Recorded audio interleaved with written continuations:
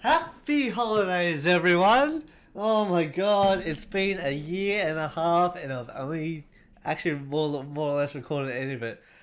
Uh, this hat is ridiculously hot. Uh, anyway, it's Christmas. It's the holidays. Almost New Year's, and there's not much gaming news or movie stuff to talk about. Hang on, sorry. Yeah. Yeah, I've got one. Okay, just a minute. Jingle bells, jingle all the way. Oh, what fun it is to ride in a one-horse open sleigh. Hey! Jingle bells, Batman smelt, Robin laid an egg. The Batmobile lost the wheel, and the Joker got away.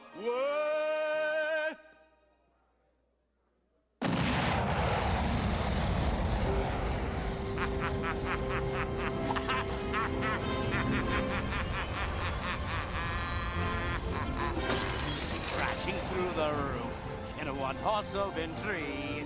Busting out I go, laughing all the way. Welcome back to the gamification, kids, for possibly the final time this year. I don't know yet. I might do another one near New Year's. Let's get right into it because this hat is boiling me alive in this hot summer Australian heat. So let's get on to the first thing that I like to call new news. This is good news. Not always. Number one, Niantic launches $1 million AR game contest. This is from gamesindustry.biz. Niantic has launched a new competition for developers to see what they could do with the firm's augmented reality technology, and there's a prize pool of more than $1 million on offer. The Niantic Beyond Reality Developer Contest is open to all developers and requires them to use the studio's real-world platform to build new mobile games that push the boundaries of tech. The company wants to see projects that explore three core pillars: exploration, exercise, and real-world social interaction. Applications are now open with details on how to apply on Niantic's website. There was just a lot of little bits there to join the join the development project, but I'll just skip over that and I'll go into. There's also the suggestion that Niantic may assist with bringing these games to market, with mention that finalists will be brought to San Francisco to meet executives and lay the groundwork for the team for the work to come. Sorry, hang on. Alright, that's better. Whew. That was killing me. I was dying from the heat exhaustion. Okay. The Niantic Beyond Reality Developer Contest is oh, sorry, I've already read all that. There's also okay, Niantic co-founder and CTO Phil Keslin said, "While our focus is on games, we're encouraging applicants to think outside the box with their submissions. We can't wait to see the creative applications that bridge the gap between gaming and other areas of recreation and entertainment." So I thought I'd just get this one out of the way because it's more of a developer thing. But what I was saying some of this kind of stuff last week when Niantic was helping to finance another company, another AR project, I believe it was. And this is to coincide with what they were building on their own by acquiring other companies, specifically AR kind of companies. And with this Beyond Reality contest, it's a good way to get more people interested into their scope, I guess, or their limelight of possible poaching grounds, I guess you could call it, for getting people to that. So people that are interested in the AR technology that want to develop it further, Niantic can bring them into the fold. I reckon that's a really cool way of doing it, if that is the case. Otherwise, just to get more people into the AR aspect is really interesting. I think that's a really good way to go to, obviously, to get people out and about, like with Google Glass and all that. Then what they've done with Pokemon Go already, but also just it's like what we see from Iron Man with the Jarvis program. This is kind of like the first step, I guess you could say, into achieving something along those lines for the wide spread audience, I guess you could call it, for the everyday schmo. Okay. It's so hot in here. Oh, pardon me. Alright, news number 2. Aladdin 2019 remake. First look at images show Will Smith as Genie, and this is from GameSpot.com. Disney's catalogue of classic fairy tale properties is proven to be highly lucrative business. For the studio, as the company continues to give them the live-action remake treatment. I read that weird. Sorry. A new version, Aladdin, is set to hit theaters in May, and now the first images have been released. The pictures come via Entertainment Weekly. They show the 3 main stars, Mina Masood, who was in Jack Ryan, and is playing Aladdin. Naomi Scott, who was in Power Rangers, I believe the new Power Rangers. She's playing Jasmine. And Will Smith, who plays the Genie. That was a surprise to me, honestly, having Will Smith as Genie. But from what we've seen so far, could be cool. Don't know yet. And in case you're thinking that Smith looks a bit ordinary in this legendary magical character, I'll show you the pictures in a minute. EW have also confirmed that he will have a floating lamp form, but that visual effects isn't finished yet. In an interview with EW, Smith talked about taking on the role of the Genie, which was famously played by Robert Williams, RIP, in the classic 1992 animated film. Quote, "Whenever you're doing things that are iconic, it's always terrifying," he said. The question is always, where was there meat left on the bone? Robin didn't leave a lot of meat on the bone with the character. But I started to feel confident that I could deliver something that was an homage to Robin Williams but was musically different. Just the flavour of the character would be different enough and unique enough that it would be in a different lane versus trying to compete. Just end quote. Just from reading that, it seems a lot like what they did with the Beast from the Beauty and the Beast movie, where in Beauty and the Beast he was a lot more like a child. He didn't know how to read apparently, even though he was royalty.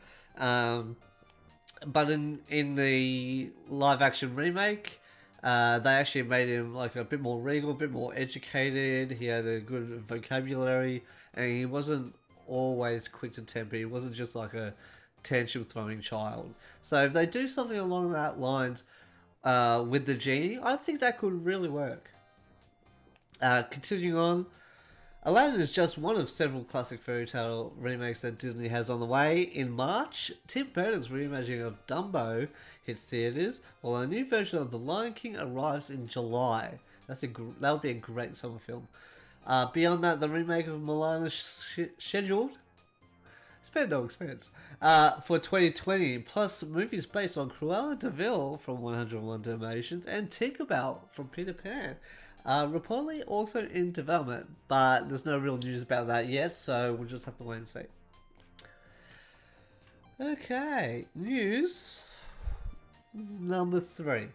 The Mandalorian finds composer in Ludwig Göransson. I'm sorry if I've mispronounced that horribly. This is from StarWarsNews.net. StarWarsNewsNet.com. Sorry. Star Wars: The Mandalorian has found its composer in Ludwig Göransson, who is best known for his work on Fruitvale Station, Creed, Black Panther, Venom, and Creed 2. According to the official Star Wars website, Ludwig Göransson has been tasked with composing the score for Jon Favreau's Disney Plus live-action series. Göransson issued a statement issuing his gratitude to Walt Lucasfilm and his hopes for what he can bring to the show. Quote, "Words fail to express how surreal and humbling it feels to be invited into the Star Wars universe. I'm deeply grateful to Jon Favreau and Disney for this opportunity, and to John Williams for raising the bar so high with his iconic, intrepid, that's the word, intrepid, I can say words, intrepid scores. They will never be matched. In these next ones, I hope to honour the tradition of Star Wars musical landscape while propelling the Mandalorian into new and uncharted territory, and I will try to remember there is no try." The thing about this that threw me through a loop was I thought they were going to go with Kevin Kiner because Jon Favreau worked on Rebels. He was a voice cast in that. He's friends with Dave Filoni, who's also directing in The Mandalorian. I thought they would have brought over Kevin Kiner, who did the Clone Wars soundtrack and the Star Wars Rebels soundtrack. And honestly, I think he's one of the better choices for Star Wars music. John Powell did alright for Solo, but I wasn't a big fan. Nothing really stuck out with me. I prefer the soundtrack for Rogue One, but I don't remember the composer for that. Kevin Kiner. That's all I can really say. Check out some of his stuff. He's done a lot of other stuff besides Star Wars, but his Star Wars music in Rebels and in Clone Wars is really impactful. It goes along the same lines as John Williams' music as well, where he takes stuff from John Williams, gives it a little bit of a twist to go, wow, that was a good way of showing intent or something, or just setting the mood while also having those recognizable tones from John Williams' music. But then, and then bringing it back into a John Williams or making it even more outlandish, like even more epic at times. This is also just my opinion.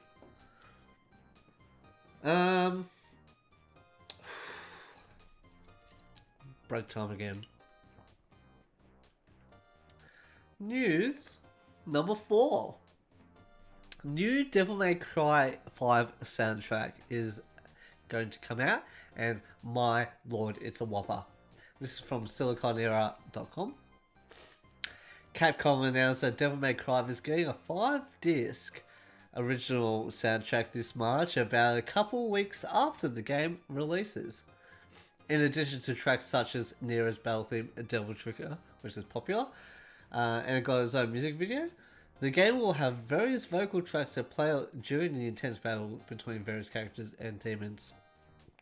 The 5-disc soundtrack also includes a 28-page booklet with comments from the development team and notes for each track, which is really cool if you want to get into those nitty-gritty stuff about the music and the making of games and stuff like that. The album will go for 5,200 yen, so that's about, I'm not entirely sure, but it's about $50 or so. Plus tax, when it is released in Japan on March 20th, 2019. Other tracks from the Devil May Cry 5 original soundtrack include Devil Trigger, Nero's battle theme, Subhuman, Dante's battle theme, Crimson Cloud, V's battle theme, and more, with a total of 136 tracks. Whew, that's big, and no wonder, because of the cost and all this other stuff. They have that's a big music list, and if you really want to read into it, that could mean a big game, or a lot of stages in that game, because usually Capcom games or Devil May Cry games, obviously, Bayonetta even, it's like corridor travel and then big battle stages, and then continuing on with corridor travel. So if that's the case, then maybe like you have at least 10 bosses per character or something, like 10 to 15 like mini bosses, like sub bosses and bosses together, and then just regular battle music and cinematic music and just regular cutscene music and maybe multiplayer music like menu music and all that stuff. It gets hectic, and 136 tracks, that's crazy. That's the thing that I was like, holy crap. So let me know in the comments if you're actually considering buying this music, this soundtrack, because if you do, kudos. Okay, now we go onto the next segment after the news that I like to call...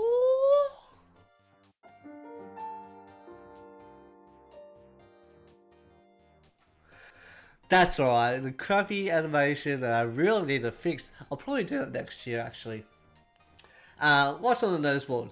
Just a few little tidbits, a little bit of news items, or just like random pieces of information or headlines that came up that I thought you guys would like to know about. I definitely like to know about this stuff.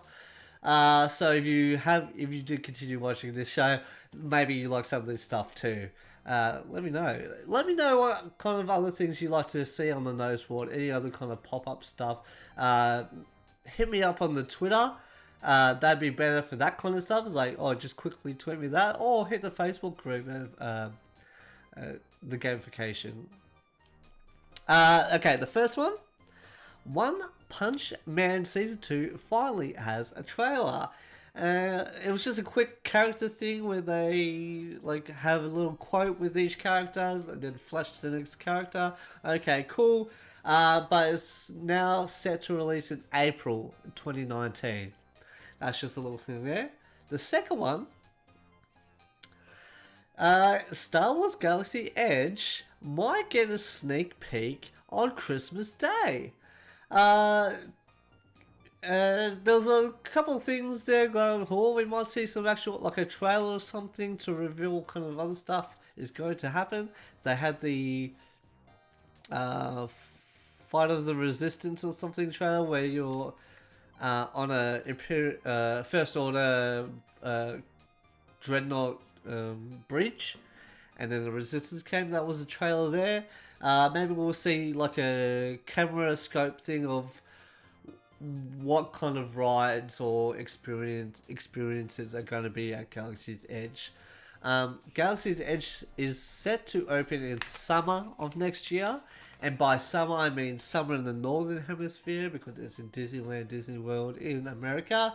That would be winter for us. So if you're playing a holiday, that is the best time to go. Also, I forgot another little thing that I was going to mention earlier. Aladdin is set to release on May 24, 2019. Alright. That's it for that. And now, on to Rumours About! Just a little Star Wars movie rumor here that I saw. I thought it's not giving too much away, so I thought, yeah, let's just talk about it. I don't really want to see a lot of read or talk about a lot of Star Wars rumors for Episode 9, because I want to just go in with a blind experience and see what they produce. One thing that was announced and confirmed, it's Episode 9 is set 1 year after the events of The Last Jedi. So it's still quite... So actually kind of almost the same between the Empire Strikes Back and... Sorry, Empire Strikes Back and Return of the Jedi. But it's going to be interesting. According to YouTube user Mike Zero, Zeroh, new set leaks have revealed Kerry Russell's character costume and a name or alias for that character. Additionally, in the set designs, Russell's character is clad in black robes akin to that of the Knights of Ren. Kylo Ren's followers that include former students of Luke Skywalker. This is interesting. Additionally, Russell's costume includes a belt with a feature to hold a lightsaber, and in one scene she stands alongside Kylo Ren, Adam Driver, and holds a lightsaber, albeit not ignited. This would suggest that not only is she a Knight of Ren, but she is also Force sensitive. Could she be portraying a former student of Luke Skywalker? And is she now Kylo Ren's apprentice? Or, from what I've read, Snoke didn't have just one apprentice. So maybe she was Snoke's secret apprentice or something that Kylo Ren didn't know about, or he did know about and cast her aside. Like, maybe Snoke hid her from him or something, because he kind of focused more on Kylo Ren as he developed more. Finally, the codename for the character in the leaks is Mara. If you didn't know, this name is significant in Legends specifically. It was a character written by Timothy Zahn, or created by Timothy Zahn. It was who was in the Thrawn trilogy, which was one of the biggest set of books in the entire Star Wars history, I guess you could say. She's an important character. She was the hand of the Emperor, like an assassin, played politics, did other dirty worked with the military. So she was pretty high standing. If you want a comparison, Vader's more like the Fist, as in he does more of the dirty drudgery work, fighting on the front lines more, where Mara would be more in the shadows doing the dirty assassin work. But then later on, after the Emperor died, she got pissed, kind of wanted revenge on Luke, because that was the last command, but she couldn't do it, and then she kind of casually trained with Luke's Jedi Praxium. He's like a group of students that he kind of culled together. I wouldn't say culled, that's not the right word. That he brought a few students together, started up his own Jedi Academy, and then Mara would just kind of train part-time with him, but then later on they got into some stuff and they kind of fell in love and stuff, and they ended up having a child together. This is in Legends. His name was Ben Skywalker. He had red hair and everything. It was great. He was a good character. But then she eventually got murdered by Jason Solo, who was Han and Leia's son, who was also a twin to Jaina. So that's the importance of the codename, and why a lot of people are apparently freaking out, where like they're hoping that this Kerry Russell character, there'll probably be people going, oh yeah, I hope it is Mara, but I'm one of the ones that say I hope it's not actually Mara, like Mara Jade, as in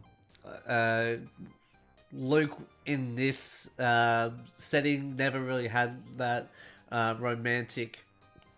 He dabbled now and then, but now he's kind of became the last Jedi, so to speak. He kind of followed that path of no attachment. So having Mara in kind of would throw that off, and I don't know.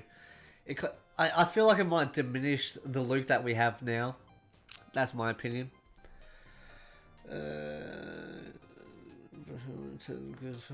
Having this child. Yeah, so that's the rumor kind of stuff. And now we go on to last final part. So we don't have to deal with any more of my bumbling.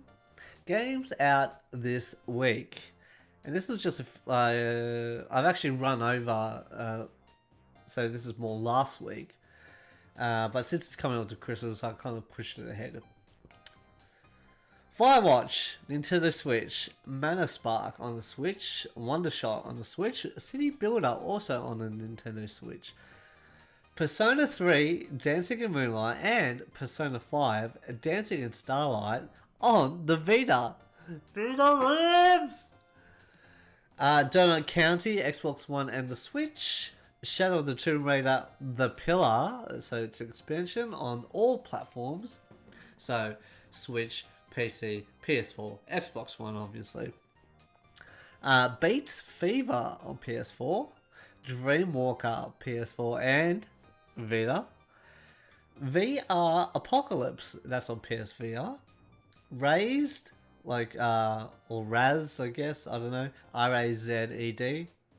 Or just RAZ. Nintendo Switch and PS4.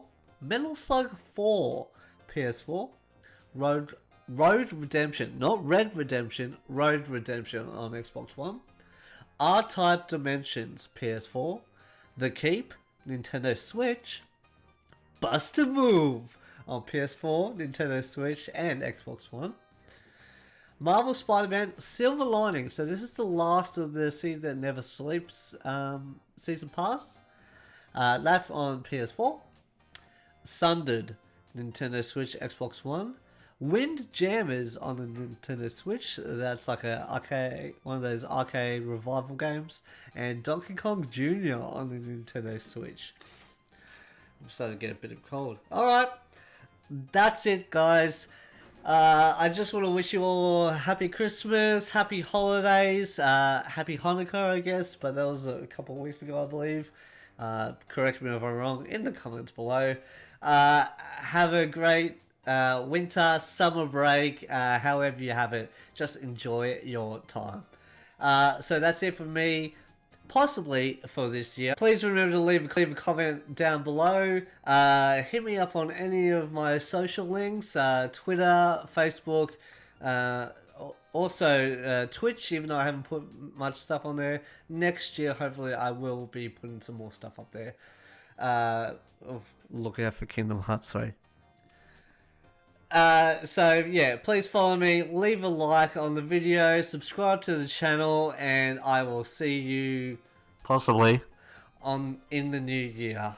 End of line.